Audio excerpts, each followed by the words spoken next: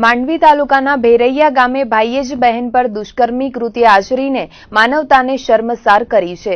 હડાહડ કળિયુગી ઘટનાને પગલે કચ્છભરમાં ચકચાર મચી ગઈ છે. પ્રાપ્ત વિગતો મુજબ માંડવીના ભેરૈયા ગામે ધીરજભાઈ ગોહિલ અને તેની પત્ની મજૂરી કામે ગયા હતા. ઘરમાં પાછળ તેમની 17 વર્ષીય પુત્રી જ હતી. તે દરમિયાન સગીરાનો મોટો ભાઈ વિપુલ ધીરજ ગોહિલે ઘેર આવ્યો હતો અને સગીરા સાથે બળજબરી કરી હતી. સગીરાએ તેને ના પાડવા છતાં પણ જબરદસ્તી તેની સાથે દુષ્કર્મ આચરવામાં આવ્યું હતું.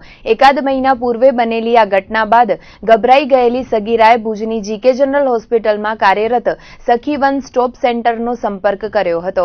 ત્યારબાદ ગત રાત્રે ભુજની જીકે હોસ્પિટલમાં સગીરાની સારવાર અને તબીબી ચકાસણી કરાવાઈ હતી અને હોસ્પિટલ ચોકીએ MLC પણ નોંધાવવામાં આવી હતી.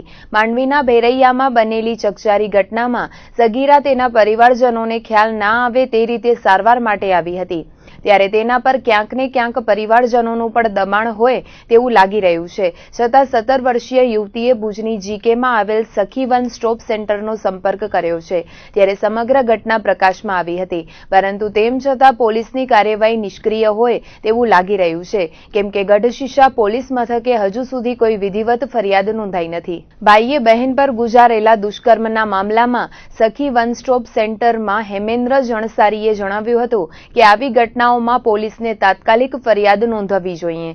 જોકે બપોર સુધી પોલીસે ફરિયાદ નોંધી ન હતી. ગત રાત્રે પોલીસ આવી હતી અને પ્રાથમિક પૂછપરછ કર્યા બાદ પરત ગઈ હતી. પરંતુ હજુ સુધી ગઢશીશા પોલીસે ફરિયાદ લીધી નથી. જ્યારે ગઢશીશા PI AL મહેતાને પૂછતા તેમણે ઉમેર્યું હતું કે આ ઘટનામાં હજુ સુધી શું બન્યું છે તે સ્પષ્ટ થતું નથી. સગીરાના પરિવારજનોને પણ નિવેદન માટે બોલાવ્યા છે, પરંતુ પરિવારમાં કોઈ મરણ પ્રસંગ બન્યો હોવાથી વધુ તપાસ થઈ શકી નથી. પરંતુ એવું જાણવા મળ્યું છે કે સગીરાને તેના જ સમાજના અન્ય કોઈ યુવાન સાથે પ્રેમ સંબંધ છે અને તેના ભાઈએ તેને રોકવા પ્રયાસ કરતા આવી ફરિયાદ કરવા તેના પ્રેમીએ તેને ઉકસાવી હોઈ શકે. ત્યારે સમગ્ર ઘટનામાં સત્ય ચકાસીને ફરિયાદ નોંધાશે તેવું PI AL મહેતાએ ઉમેર્યું હતું.